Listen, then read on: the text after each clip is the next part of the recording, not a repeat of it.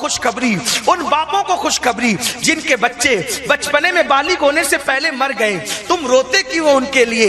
ارے تم جتنا پیار دیتے ہو اس سے زیادہ پیار ابراہیم خلیل اللہ تمہارے بچوں کو دیتے ہیں، اور پھر وہ بچے آپ کے لیے مغفرت کی ضمانت بن جاتے ہیں۔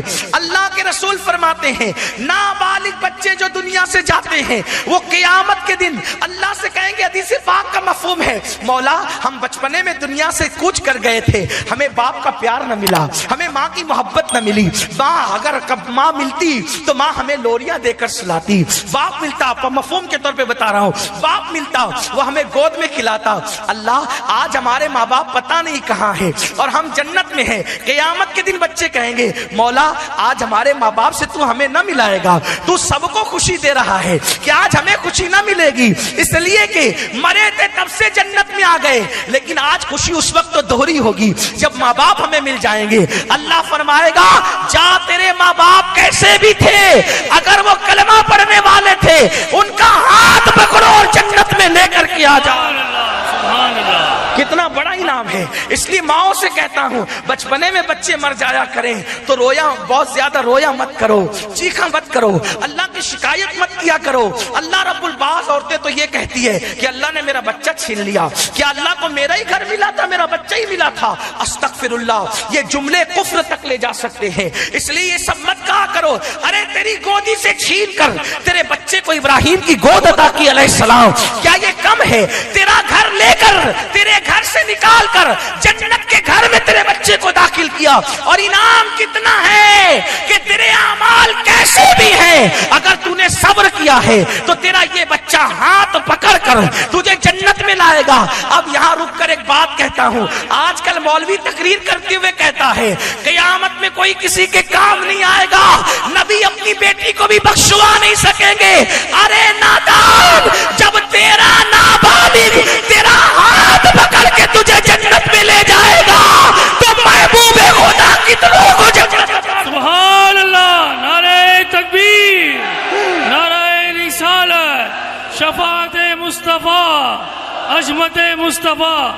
آپ کے نابالغ پر تو نماز بھی فرض نہیں ہوئی تھی، آپ کے نابالغ پر تو روزے بھی فرض نہیں ہوئے تھے، جب آپ کے نابالغ کو مصطفیٰ جان رحمت کے صدقے یہ مقام ملا ہے تو مصطفیٰ جان رحمت جس کے صدقے میں کائنات بنی ہے، آپ ایسی بات کیوں کرتے ہو؟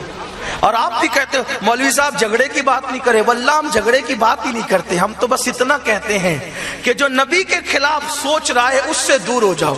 ہم مرنے کی بات ہی نہیں کرتے، مارنے کی بات ہی نہیں کرتے، ان سے دور ہو جاؤ۔ اس کی وجہ یہ ہے کہ زہر سے دودھ کا دور ہونا ضروری ہے، ورنہ وہ پینے کے قابل نہیں رہے گا۔ زہر کا دودھ سے دور ہونا ضروری ہے، ورنہ وہ پینے کے قابل نہیں رہے گا۔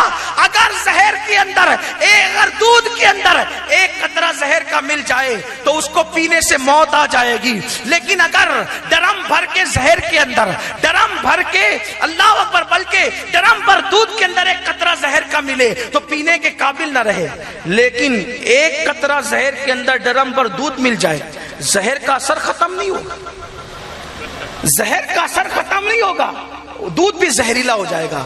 تو ہم آپ سے اسی لیے کہتے ہیں گستاخ کی صحبت میں مت بیٹھو، نبی کے خلاف جو باتیں کرتے ان کے ساتھ مت بیٹھو، ورنہ کیا ہوگا؟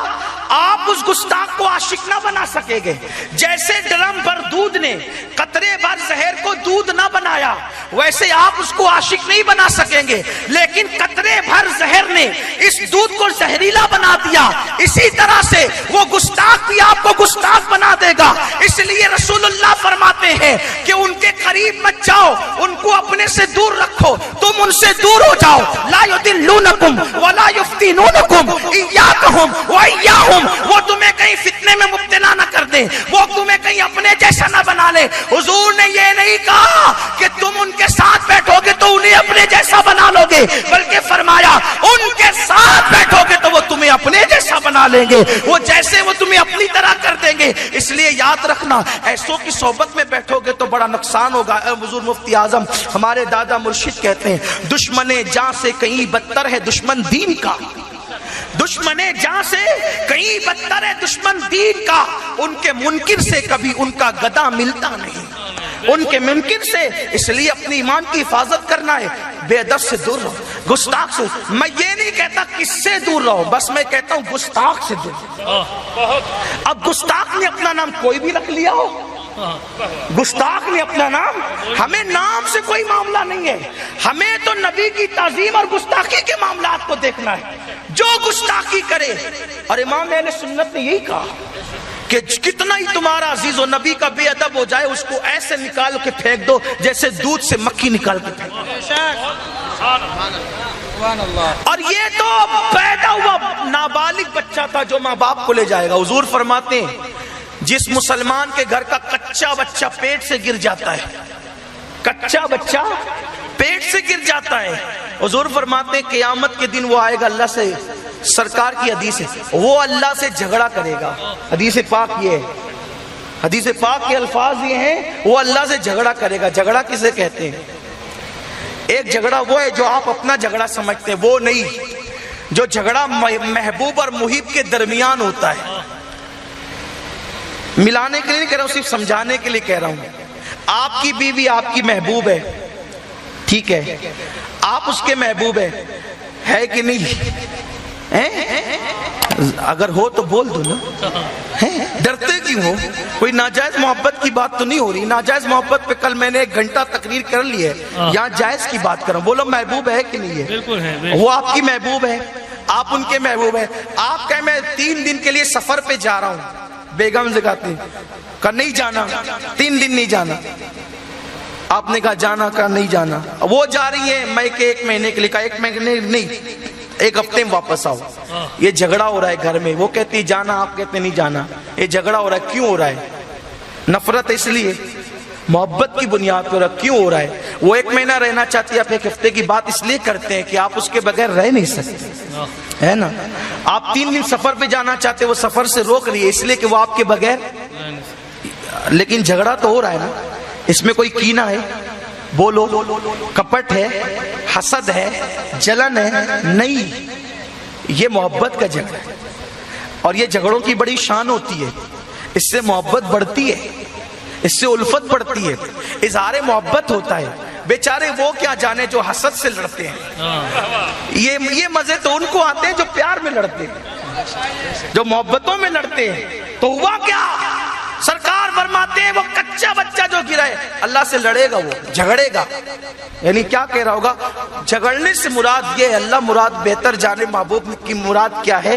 لیکن شارعین یہ فرماتے ہیں جھگڑنے سے مراد یہ ہے کہ وہ اللہ کی رحمتوں پہ مچل مچل کر اللہ سے چلا چلا کے باتیں کرے گا, اللہ سے چلا چلا کے باتیں کرے گا. کیا بات کرے گا چلا کے؟ اللہ ہم تو کچے بچے تھے تبھی گر گئے, ماں کی گود بھی نصیب نہ ہوئی, آج ہم اپنے ماں باپ سے ملنا چاہتے ہیں. اللہ اس کو اختیار دے گا, جا اپنے ماں باپ کو ڈھونڈ. حضور فرماتے ہیں حدیث پاک میں آتا ہے کہ اس کی ناف کے اندر جو نال ہے, نال, اس نال سے وہ اپنے ماں باپ کو باندھے گا اور کھینچ کر جنت میں لا رہا ہوگا. توجہ ہے آپ کی؟ توجہ ہے؟ نال باندھ کر کچا بچہ کھینچ کے لا رہا ہوگا. ارے وہ کچے بچے کی طاقت ہی کتنی ہے, لیکن اللہ نے اگر اس کو طاقت دے دی تو ماں باپ کو اپنے نال سے کھینچ کر ایسا لا رہا ہوگا. حضور کی طاقت, جس کو بارے 2 عالم کی پرواہ نہیں, ایسے بازو کی قوت پہ لاکھوں سلام. جب حضور علیہ السلام امتیوں کو کھینچیں گے تو کتنوں کو کھینچ کے لا رہے ہیں. لیکن کوئی ان کا بن کر تو دیکھے. میرے امام کہتے کیا ہی ذوق افزا شفاعت ہے تمہاری واہ واہ, قرض لیتے